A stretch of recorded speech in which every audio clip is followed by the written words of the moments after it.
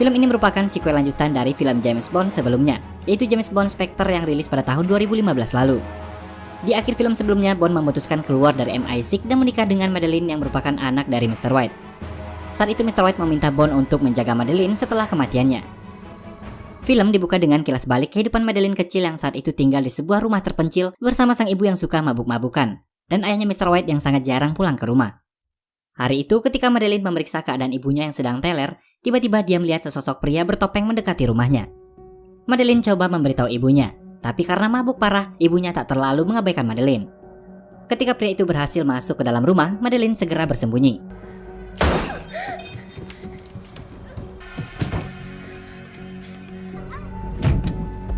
Is Mr. White home?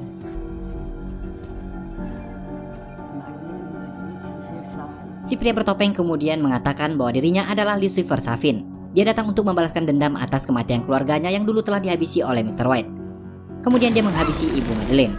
Setelah menghabisi ibunya, Safin kemudian mencari keberadaan Madeleine. Madeleine yang sebelumnya sempat melihat sebuah senjata di lemari, tiba-tiba keluar dari bawah kasur.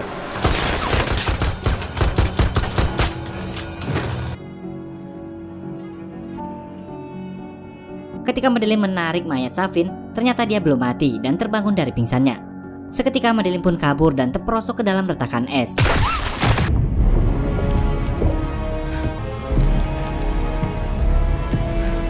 Namun entah apa yang ada dalam pikiran Safin saat itu, ketika melihat Madeleine terjebak tak berdaya, Safin malah menarik dan menyelamatkannya sebelum pergi.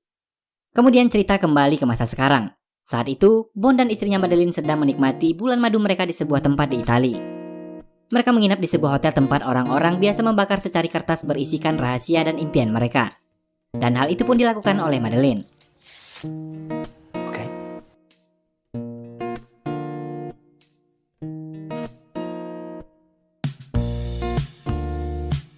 Pagi hari, Bond pamit pada Madeleine akan berziarah ke makam Lynn, mantan kekasihnya. Lynn adalah kekasih Bond yang tewas dalam film Casino Royale. Sesampainya di sana, dia diantar oleh seorang remaja, lalu kemudian meninggalkannya. Tak lama kemudian Bond melihat sebuah kartu nama berlambang Spectre yang terletak di makam Lynn. Dan tiba-tiba, beruntung Bond selamat dari ledakan tersebut. Kemudian mencoba menghubungi Madeleine. Namun tak diangkat. Bond pun segera bergegas kembali ke hotel. Tapi tiba-tiba anak buah Spectre bermunculan dari berbagai arah dan terus mengejar Bond.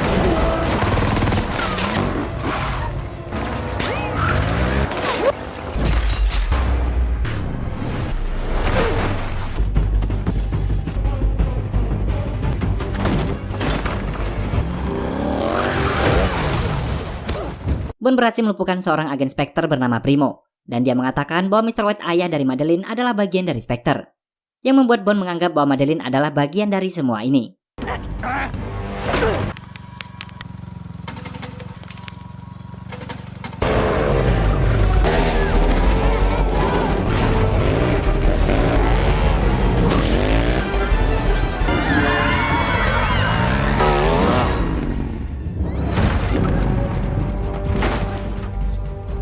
Setibanya di hotel, Bond bertanya pada Madeleine bagaimana Spectre bisa mengetahui keberadaannya.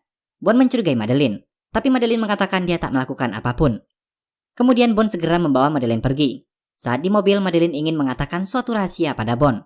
Tapi sebelum sempat mengatakannya, Bond langsung menancap gas kendaraannya. Ternyata anak buah Spectre terus mengejarnya. Tiba-tiba handphone Madeleine berbunyi. Dan ketika diangkat, ternyata itu adalah panggilan dari pimpinan Spectre, yaitu Franz Oberhauser alias Blofeld, yang merupakan kakak tiri dari Bond sendiri. Di sana Blofeld mengucapkan terima kasih atas pengorbanan Madeleine, dan itu pasti akan membuat ayahnya bangga. Tiba-tiba Bond yang merasa dikhianati menghentikan laju mobilnya.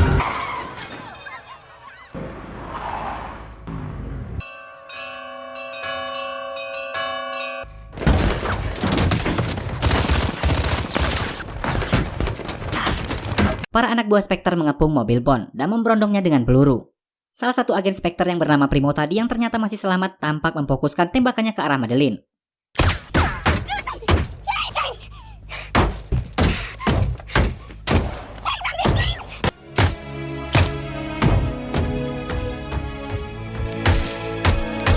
Dirasa cukup memahami situasinya, Bond kemudian mulai melakukan drifting dan mengeluarkan senjata canggih dari lampu mobilnya.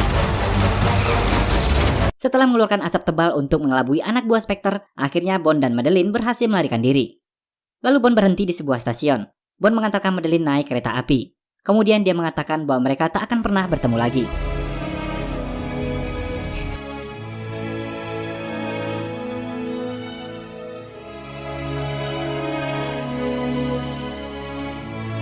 Dan film pun baru dimulai. Singkat cerita 5 tahun kemudian, Spectre membobol sebuah laboratorium MI6 tempat Profesor Obruchev sedang mengembangkan penelitiannya. Obruchev menciptakan sebuah senjata biologis yang mengandung nanobot bernama Heracles, yang dapat menginfeksi targetnya melalui sentuhan dan hanya akan aktif pada DNA yang telah ditentukan, sangat canggih. Setelah berhasil mendapatkan Obruchev dan penelitiannya, kemudian Spectre pun menghancurkan laboratorium tersebut.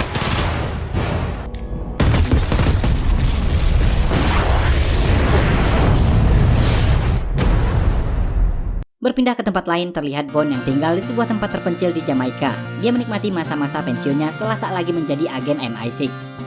Suatu hari saat Bond pulang syuting Mancing Mania, dia mendapat kunjungan dari teman lamanya yang bekerja di CIA bernama Felix, dan seorang rekannya dari Departemen Luar Negeri Inggris bernama Logan S. Kedatangan Felix adalah untuk meminta Bond menyelamatkan Profesor Obruchev beserta penelitiannya dari tangan Spectre. Namun Bond menolak. Nice to see you again, Felix. Ternyata di sana juga ada Primo yang menguping pembicaraan mereka. Dan Bond juga berpapasan dengan seorang wanita cantik versi Uganda yang merupakan salah satu agen dari MI6. Ketika akan pulang, Bond mengalami masalah dengan mobilnya. Kemudian si wanita bule yang diketahui bernama Nomi tadi menawarinya tumpangan. Sesampainya di rumah Bond, barulah Nomi mengatakan bahwa dirinya adalah agen yang menggantikan Bond sebagai 007 di MI6. Kedatangannya adalah untuk meminta Bond untuk tak ikut campur dalam masalah Obruchev. Lalu Bond menghubungi M untuk menanyakan apa yang sedang direncanakan M dengan mempekerjakan Profesor Obruchev. Kembali M mengingatkan Bond untuk tak ikut campur dalam urusan ini.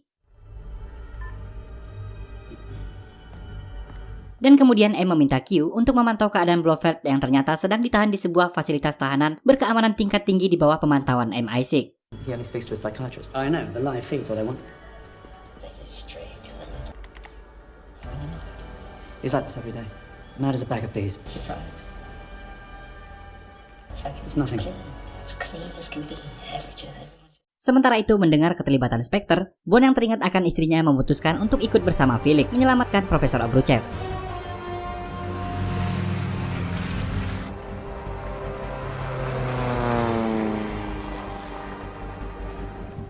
Bond berangkat ke Santiago menemui seorang wanita cantik bernama Paloma yang akan menjadi pemandunya selama menjalankan misi ini.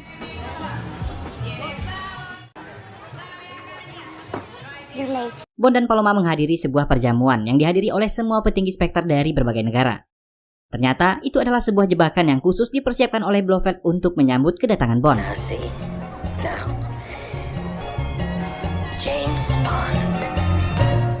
Obruchev diperintahkan untuk menyiapkan racun Heracles dengan memasukkan DNA Bond. Tapi sepertinya Obruchev punya rencana lain. Diam-diam dia malah mengganti profil DNA Heracles tersebut, sehingga ketika Heracles diaktifkan, hal itu justru membunuh semua para petinggi Spectre yang ada di sana. It's too late. It's already crawling under your skin. Don't be alarmed, it's harmless to us, just to him. So deep.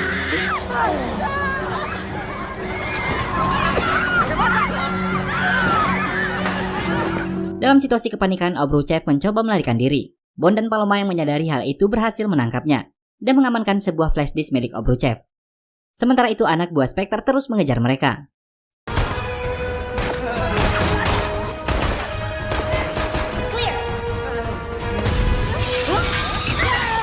Mereka sempat kecolongan oleh agen baru 007, namun Bond dan Paloma berhasil kembali merebutnya.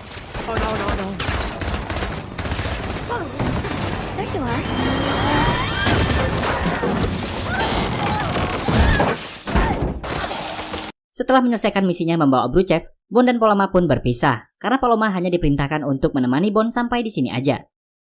Bond kemudian membawa Obruchev ke sebuah kapal, di mana di sana sudah ada Felix dan Logan yang sedang menunggunya. Bond kemudian menginterogasi Obruchev dan bertanya siapa yang menginginkan senjata kimia ini, dan kenapa Spectre yang menjadi target mereka. Mendengar hal itu, Logan meminta Obruchev untuk tutup mulut, tapi Obruchev mengatakan bahwa M adalah orang yang memerintahkannya untuk membuat senjata tersebut. Namun ada orang lain yang memerintahkannya untuk mensabotase. Karena Logan yang terus berusaha menyuruh Obruchev untuk tutup mulut, akhirnya Bond menyadari bahwa Logan adalah seorang agen ganda.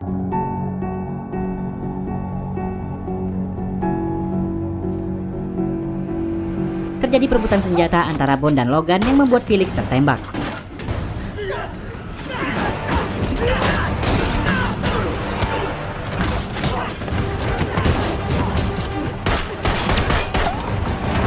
Akhirnya Logan berhasil mengunci Bond di ruang bawah kapal bersama dengan Felix, dan kemudian mengatakan pada Obruchev bahwa dia juga bekerja untuk Lucifer Safin. Mereka pun pergi dengan pesawat setelah menghancurkan kapal tersebut. Bond coba menyelamatkan Felix, namun itu tak berhasil, dan Felix pun tewas. Felix.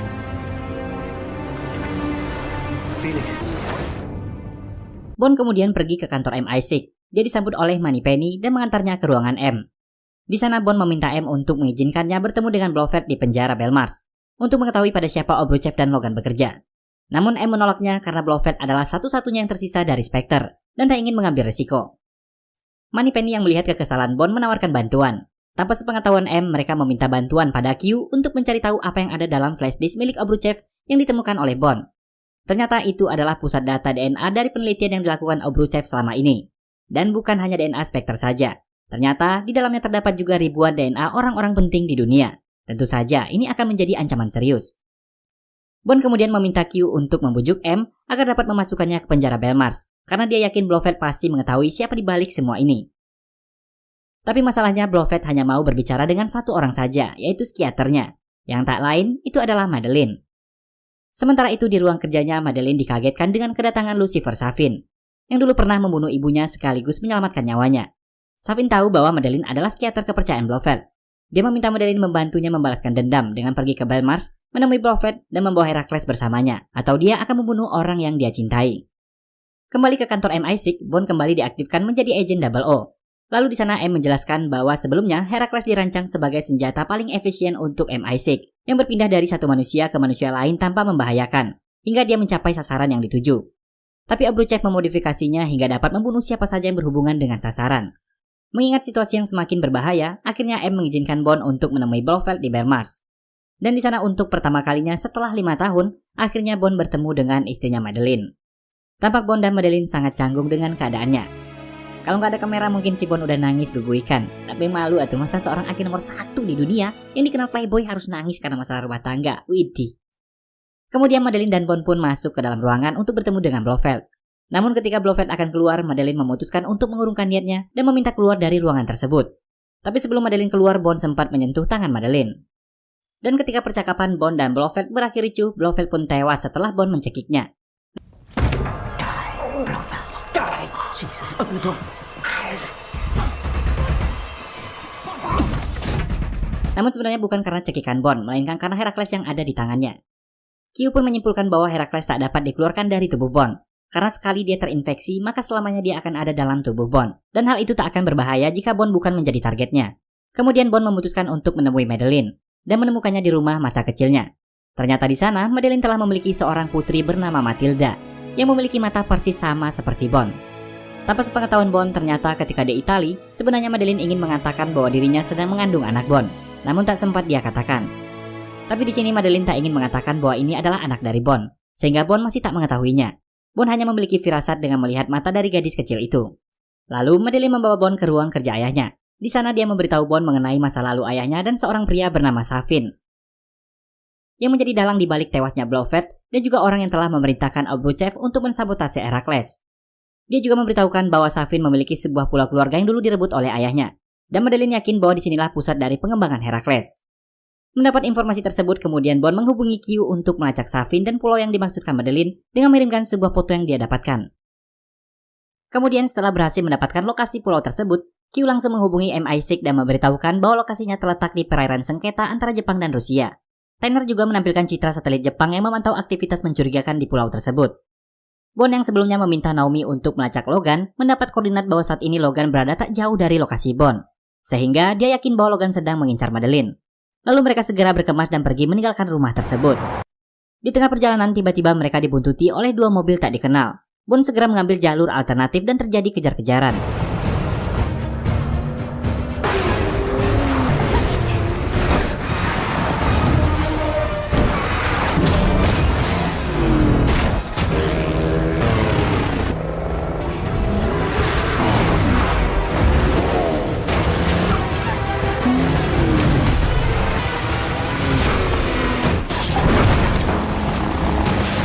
Melihat situasinya semakin membahayakan Madeline dan Matilda, Bond memutuskan bersembunyi ke dalam hutan untuk mengelabui anak buah Safin. Bond meminta Madeline dan Matilda bersembunyi di sebuah pondok, sementara dia akan menghabisi anak buah Safin. You shoot. And this is me.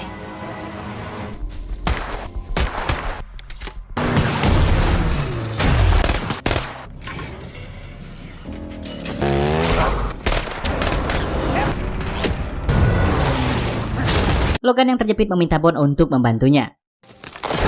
So why don't you help me out, brother? You won't be able to stop him. Dan Bond pun langsung membantunya untuk segera bertemu dengan sang pencipta. Ketika Bond menghampiri Madeline dan Matilda, ternyata mereka telah berhasil diculik oleh Safin dan dibawa menggunakan helikopter. Naomi kemudian datang memberikan tumpangan pada Bond. Berdua, mereka langsung menuju bandara di mana Q telah menunggunya. M mengatakan bahwa ada 3 yang menjadi tujuan utama misi mereka. Mengkonfirmasi adanya Heracles, membunuh Obrushev dan Safin, kemudian menyelamatkan Madeline dan Matilda. Sebelum menjalankan misi, Q memberikan Bond sebuah arloji canggih yang mengandung denyut elektromagnetik dan dalam jarak dekat dapat mematikan setiap sirkuit dalam jaringan terprogram. Sementara Naomi dibekali dengan kidar yang dapat memetakan setiap ruangan. Sementara itu di pulau terlihat Safin yang baru saja tiba membawa Madeline dan Matilda. Safin disambut oleh Profesor Obruchev dan memberikan sebuah serum Heracles yang tertanam DNA Madeline dan Matilda. Lalu Safin membawa mereka ke sebuah taman beracun yang sedang dia kembangkan, dan berkata itu adalah warisan dari ayahnya, sebuah kolam taman yang dihiasi dengan berbagai bunga beracun, dan kemudian memisahkan Madeline dan Matilda. Bond dan Naomi bergerak menuju pulau menggunakan sebuah kapal siluman yang dapat terbang dan menyelam di bawah permukaan air. Gravity isn't always your friend.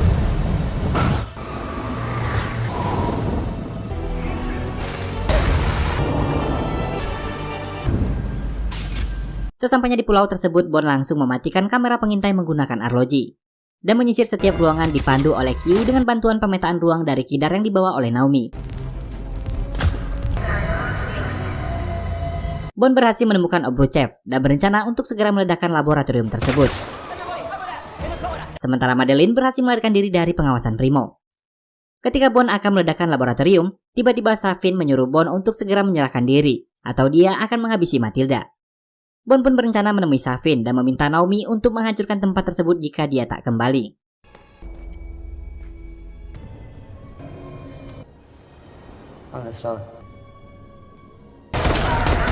Sesampainya di tempat Safin, Bond berhasil menghabisi anak buah Safin. Namun sayang, Safin berhasil melarikan diri dan membawa Matilda. Dalam pelariannya, Matilda berusaha berontak dan menggigit tangan Safin. Lalu Safin membiarkan Matilda pergi begitu saja. Di tempat lain, Naomi akhirnya menghabisi Obruchev dan membubarkan semua pekerja di fasilitas tersebut. Sementara Bond yang sedang berusaha mencari tahu keberadaan Safin berhasil bertemu dengan Madeline. Dan mereka juga menemukan Matilda yang bersembunyi di bawah sebuah meja. Lalu Bond meminta Naomi untuk segera membawa Madeline dan Matilda, sementara dirinya akan menyelesaikan misi untuk memburu Safin. Bond kemudian menuju ruang kontrol dan meminta Q untuk menghubungi kapal selam angkatan laut dan segera mempersiapkan rudal agar dapat menghancurkan fasilitas tersebut.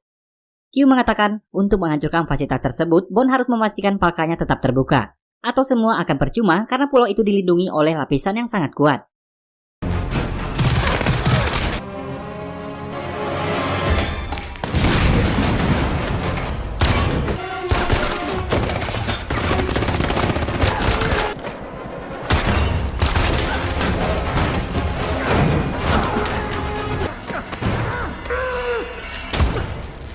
Lalu Bond pun berusaha membuka palka tersebut dan berhasil.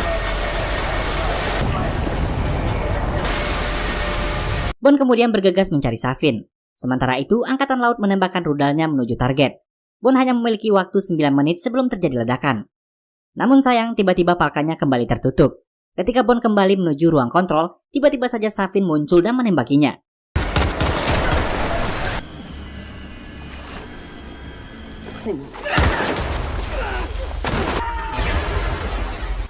Bond berhasil mengalahkan Safin. Namun sayang, Bond terkena Heracles, di mana jika dia bersentuhan dengan Madeline dan Matilda maka itu akan membunuh mereka. Akhirnya Bond berhasil kembali ke ruang kontrol dan membuka semua palka yang ada. Dan dia harus menerima kenyataan bahwa dia tak akan pernah lagi dapat menyentuh Madeline dan Matilda. Akhirnya, untuk terakhir kalinya Bond meminta Q menghubungkan panggilannya dengan Madeline. Di sana Bond berkata bahwa dia tak akan selamat. Bond berterima kasih pada Madeline yang telah melahirkan dan menjaga anaknya.